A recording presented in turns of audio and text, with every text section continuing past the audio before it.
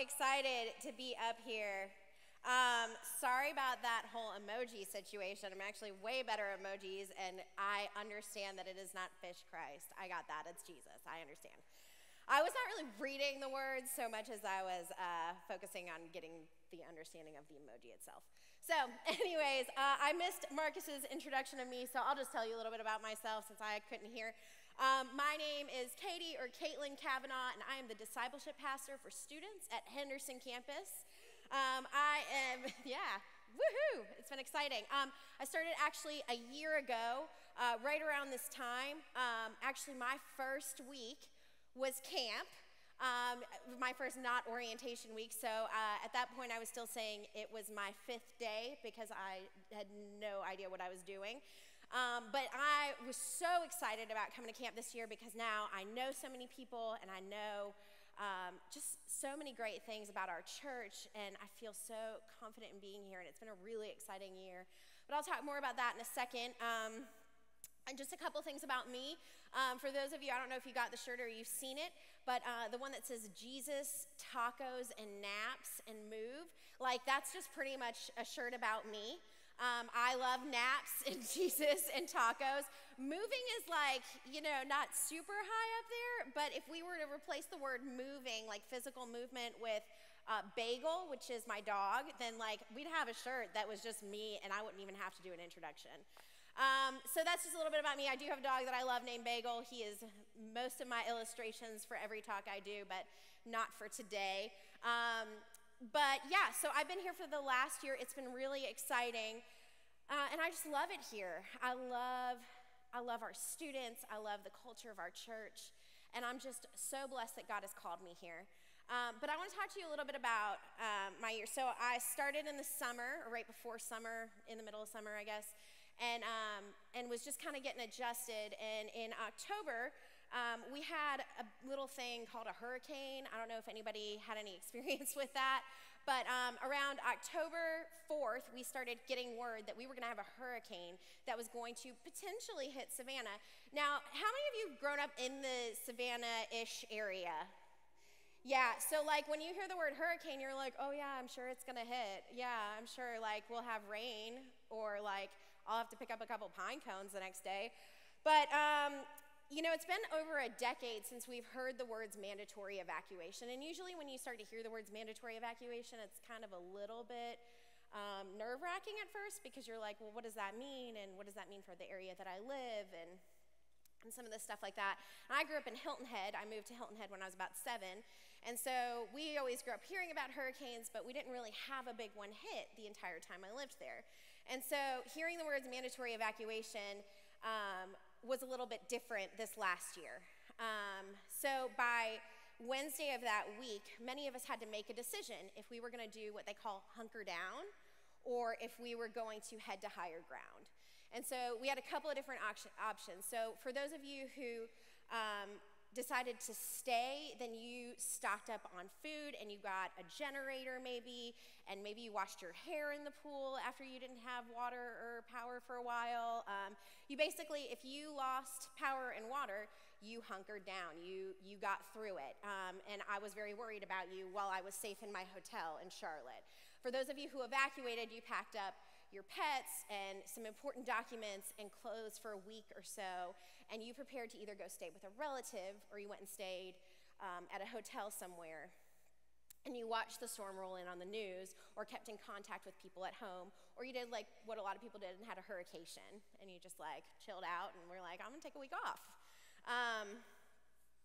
But the closer you were to shore, the scarier the experience. And I think for those who got the experience firsthand, who either stayed or had a lot of damage done to their home, it wasn't just an inconvenience like a lot of storms are. There was a lot of damage. When we came home, our church really rallied. They say choose compassion and see what happens. We chose compassion as a church, and we rallied around people who needed major work done to their home. And so it was really incredible to see people gather together and clean up after the storm and take care of one another. And during the storm, and while some of us were waiting to find out the fate of our homes, a lot of us sat and prayed. A lot of us, I don't come from a Christian family, but you can better believe that we sat around and we prayed for the best outcome. It was a chance for me to witness to my family. It was a chance for me to say, well, I know that God shows up in my storms, so I'm going to pray really hard that we see him show up. This wasn't actually my first hurricane experience, though. Actually, the year before, the October before, I was in a wedding in Myrtle Beach, South Carolina. And so I headed up on a Thursday and to go help my friend get ready, and we went and got her wedding dress and got prepared. And as we're driving out to go get some stuff done, we started to see it's raining. And I was like, oh, have we checked the forecast for this weekend? She's like, yeah, there's supposed to be some rain, but we should be fine. Well, then we get a call that this Hurricane Joaquin, had taken a sharp turn and was going to hit directly on the day of her wedding. And so we started to kind of prep for that. And we head out to the rehearsal the next day, and we get to the place where the rehearsal is, and we get it all done, and it's raining. And by the time we leave, when we're 10 minutes out from leaving the rehearsal golf club where she's having the wedding, that entire area was underwater. And the roads were flooded, and there was going to be absolutely no way we were going to get back. In fact, we were now talking about the possibility that we would have to evacuate. And so we spent a lot of time huddling up and praying and trying to come up with what is the solution? How can she get married this weekend? All these people have come to town. How do we stay safe, and how does she accomplish this wedding with her husband? And so we start to head to where I'm staying, and so we're driving up to the road. I'm staying on a condo in Myrtle Beach, and I pull up to the road, and I'm like, that looks kind of deep. I don't know if I can drive through that. So I get out of my car, and I walk, and I take a step, and I'm up to here in water. And I look ahead to the parking garage where the condo is, and the condo's parking garage on the first floor is completely underwater. And so I'm like, well, this should be interesting. So I swim, because I have to go get my stuff at least, and I swim into the parking garage area. It's like about this high, and so we're just trekking through it. There's videos of me screaming because I'm thinking something touched my leg, and not really a safe experience. Nor was it a great one for me because I'm a big fraidy cat, so that was just not good for me. So we get up to our area, and we just start praying. You know, we start figuring out a plan, and by Saturday, we had decided that we were going to have a quick ceremony in the warehouse that their church meets, and then we were all going to evacuate. And I have to tell you that that was a ceremony. I've been in 11 weddings, and I think that is the one where I've seen God show up the most, because of how dedicated we were to praying through that storm, to praying through every single person that was going to show up, for praying for their marriage, for praying through the weather and everything. Our focus was completely on God. We weren't going to get through that day without God. We weren't going to get through that storm without fully depending and relying on him. So when we started talking about camp in August of last year, eventually we start to find out what our theme is going to be. And so I love the theme this year. Peter is my person.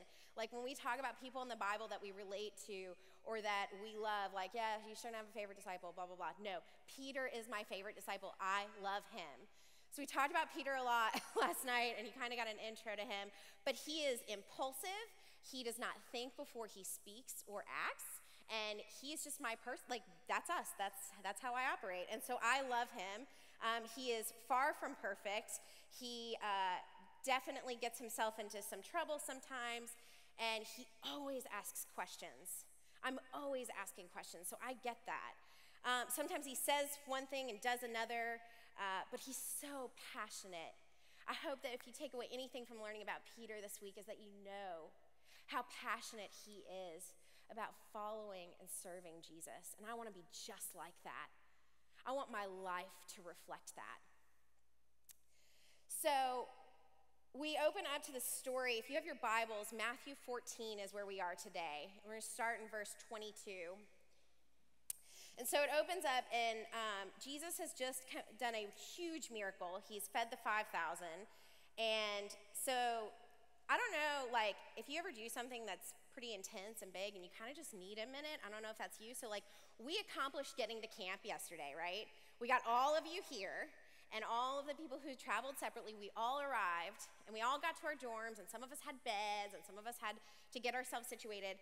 I kind of just needed, like, a minute So I hear you, Jesus, with needing a minute to go off and pray, because that's what I just wanted to do when I got here yesterday is, okay, we've made it. Okay, we've done this feat. I just need a minute to pray. And so Jesus goes off to pray after this miracle, and he sends the disciples out to go fishing. And so they start out in a boat, much like you saw in a picture yesterday that Cam showed us. And towards the middle of the night, the wind starts.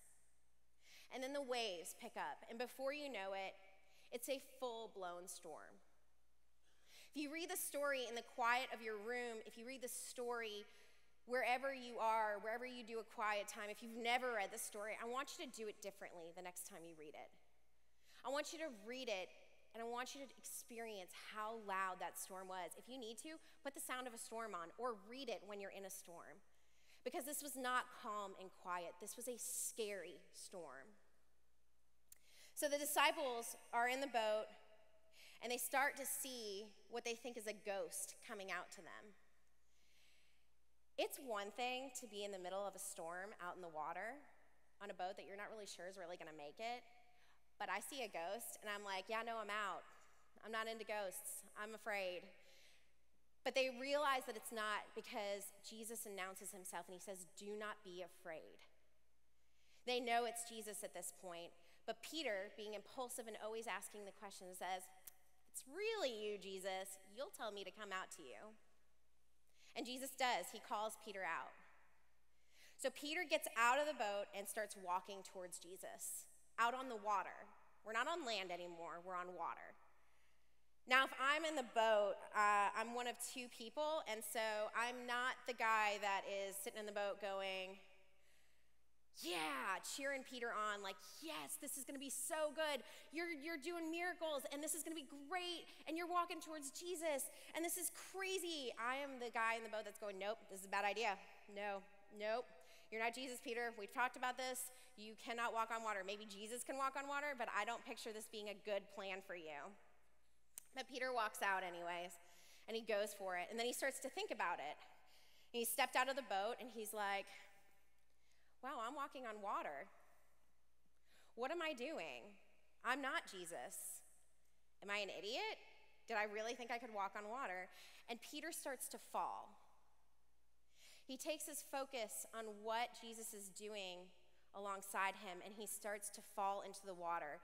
And he says a phrase that I know all too well. Peter cries out, Lord, save me. And I love that part.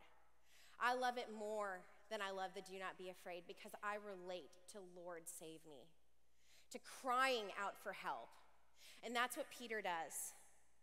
And Jesus does. He does save him. He grabs Peter's hand, and he pulls him into the boat, and he calms the storm. I think there's a lot of different things that stick out in this piece of scripture. I love this story. I love this truth. I want to focus on the storm, though, and I want to focus on how Jesus controls it. Yes, Peter gets out of the boat, and yes, Peter doubts. And yes, Jesus grabs Peter's hand and saves him. But after 2 years of experiencing storms that were physical and metaphorical, I want to talk about the storm. I want to talk about the storms that our life bring to our lives.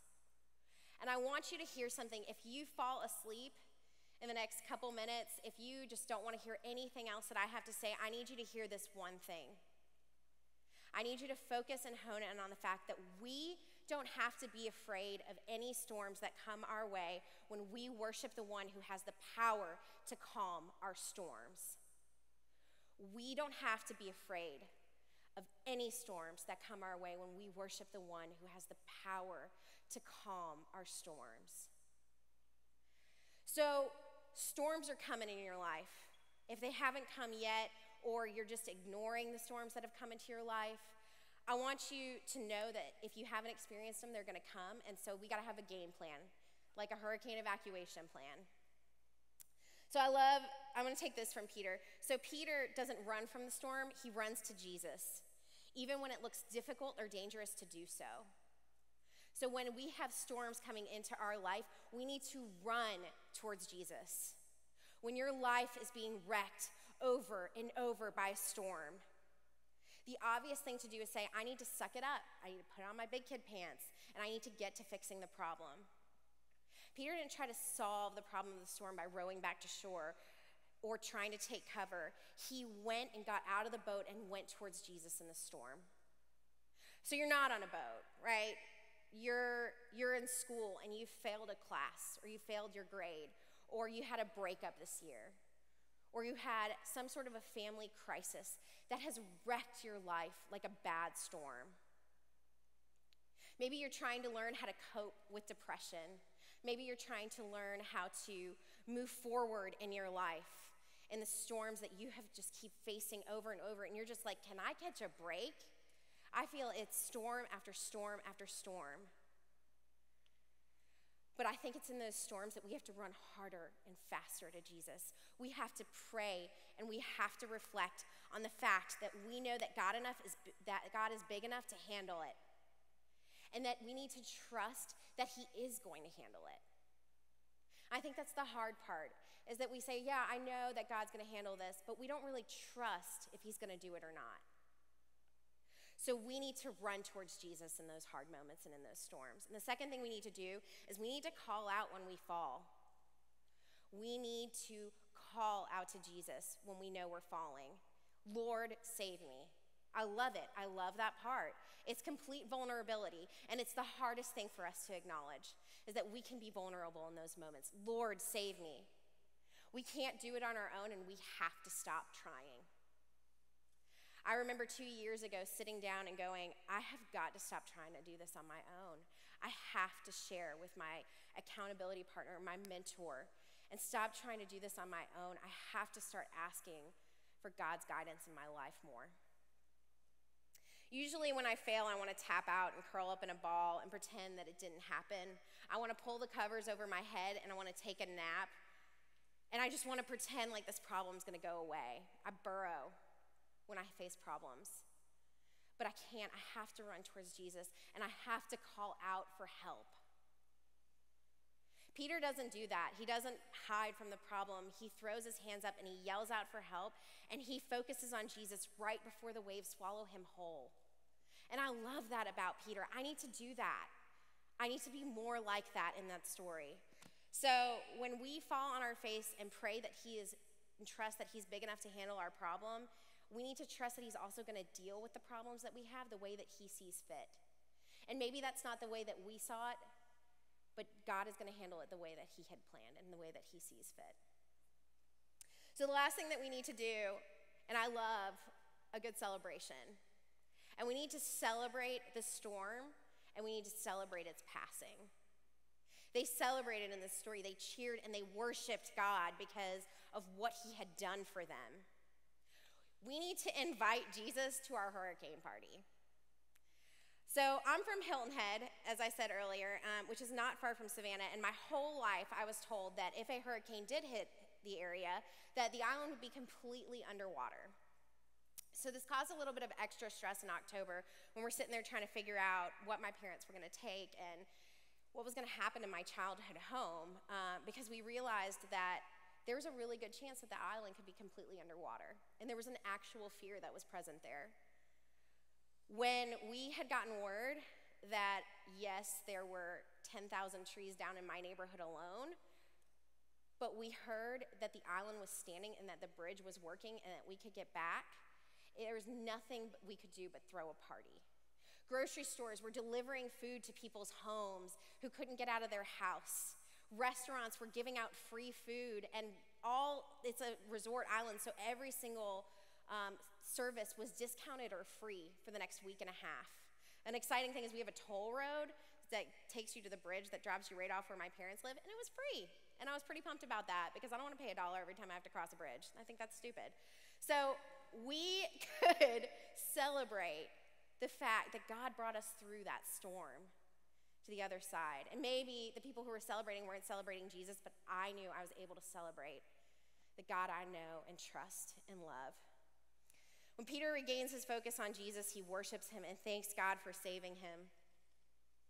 When the storm finally ends, we need to acknowledge and celebrate who God is and that he was big enough to handle it, and trust that he is the one who deals with the storm. that he is the one who is working in our hearts and in our lives, and we need to focus on that and to focus on him in the midst of the wind and waves. I love that wedding that I told you about because of how much we focused on Jesus in the midst of it. We knew that God was bigger than any hurricane that was going to come and wash any roads away or flood any part of that town. I can stand up here and tell you that to just focus on Jesus and your storms will be calm and you won't fall. But the reality is, Peter fell, I fall, and sometimes we fall. But what matters is who catches us and who is big enough to calm the storm. So I want to tell you about one of my favorite songs. So one of the things I also do is I lead worship sometimes. And so my favorite song is It Is Well. And we did it not too long ago, I think at Element. And so there's the version of It Is Well that Bethel did. And it talks about, so let go my soul and trust in him. The waves and winds still know his name. And it repeats that. And sometimes when I sit down and I really meditate on prayer and just focus on God, I'll repeat that line. The waves and winds still know his name. The waves and winds still know his name. I serve a God that is bigger than the storms that I face. And I don't know if you came to camp serving that same God and loving a God who is bigger than every storm that you face. Or I don't know if you came to camp thinking that your storms are way bigger. Yes, you love Jesus, but yes, you have some big storms. I get that. I get that it is hard. But we worship a God who is bigger and who has the power to calm those storms and to calm the wind and waves because he is in control. If you don't know if Jesus is going to handle your storm and you can't trust in that, I want you to talk about it. This is your week. You have the attention of leaders who love you, who gave up a week of their time with their families, with their dog, with their work, their job. They gave up their weeks so that they could be here with you. Take advantage of that. Have a conversation. Ask hard questions. Talk to your leaders. Unpack your doubts. Because this is the opportunity that you have. This is your week. This is for you to work through the things that you have been wrestling with. Please take advantage of that. I want you to take that risk. I want you to walk into some vulnerability that maybe you're afraid of. And I want you to face some of these storms. I'm going to pray for us. And my hope is that you understand that there is not a storm in your life that God is not bigger than, that you can trust in that. He is going to handle it. I'm going to pray.